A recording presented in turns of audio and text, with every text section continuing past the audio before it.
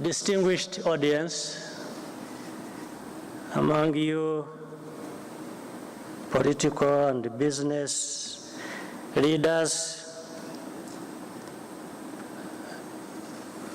distinguished ladies and gentlemen, I am very happy to join you for this very important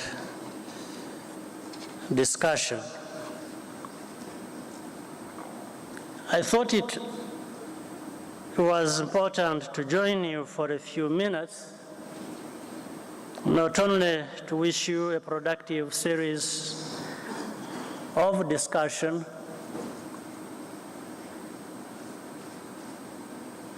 today, but also to let you know why the topic of integration is so timely.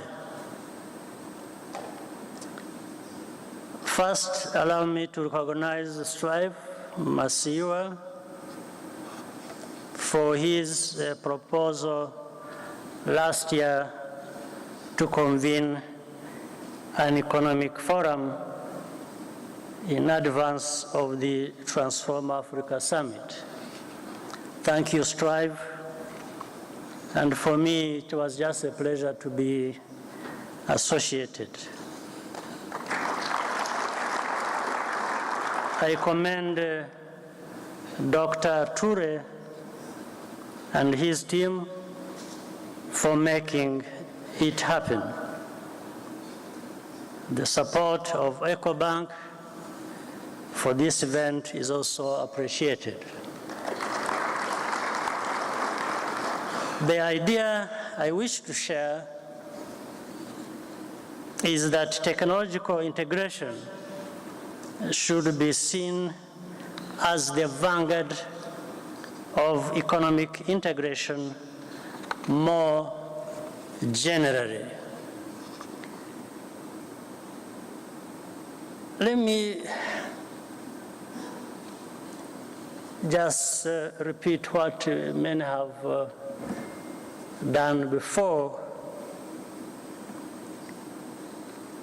If you look at what is the purpose of integrating technology to serve all of us and our businesses and other things? And then people have complained about if you are moving from Kigali,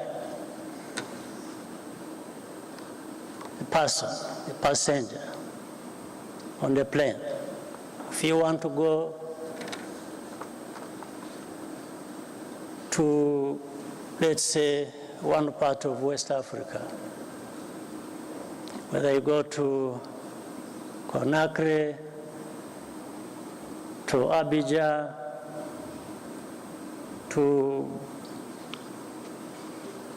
Lagos, to Accra, to Dakar. I'm sure many in this audience have had close to a dozen stopovers. Half of them may be on our continent,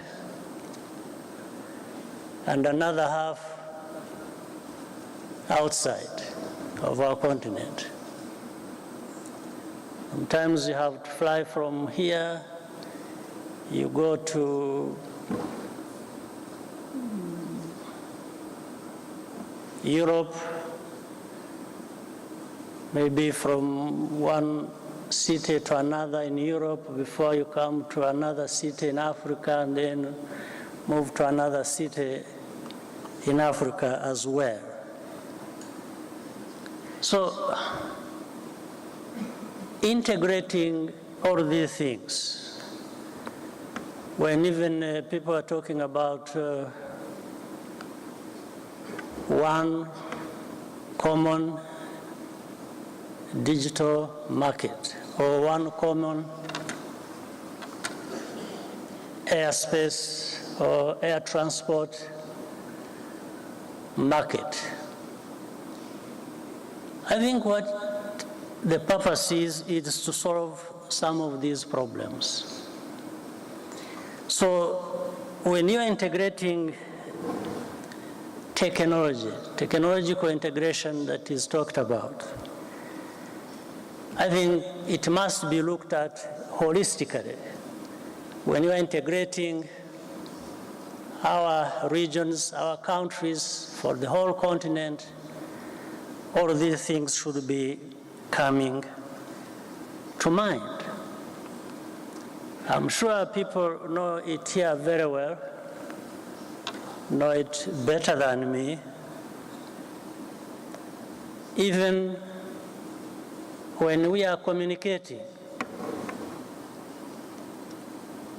the traffic follows the same route as the planes I was talking about.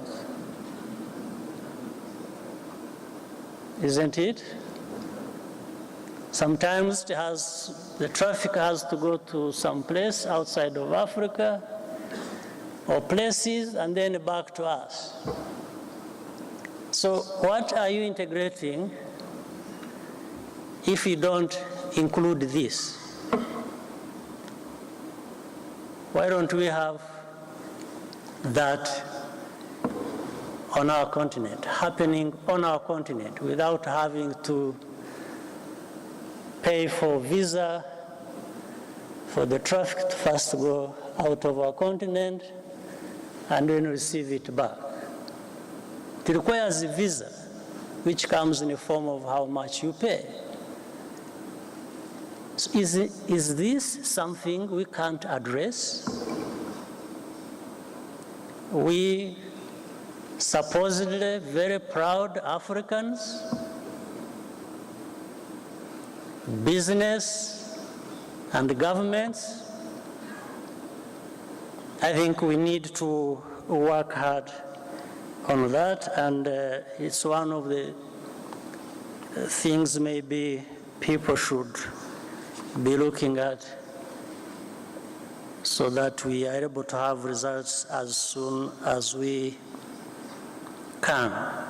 So as you understand, we still have a long way to go, but nonetheless, regional cooperation on technology has produced good results to some extent on our continent in the recent years. Meanwhile, other urgent integration projects have languished on the African agenda, sometimes for decades. We surely can find ways of speeding that up. That is beginning to change, and with such forums bringing so many people together with diverse backgrounds, I think we can make it happen faster. So we see technological cooperation happening as part of that story. But behind it, there has to be political will in real terms. Political will is not confined to the public sector. I think business leaders need that political will as well, because it comes with the thinking and what you connect with in the interest of our continent and our people.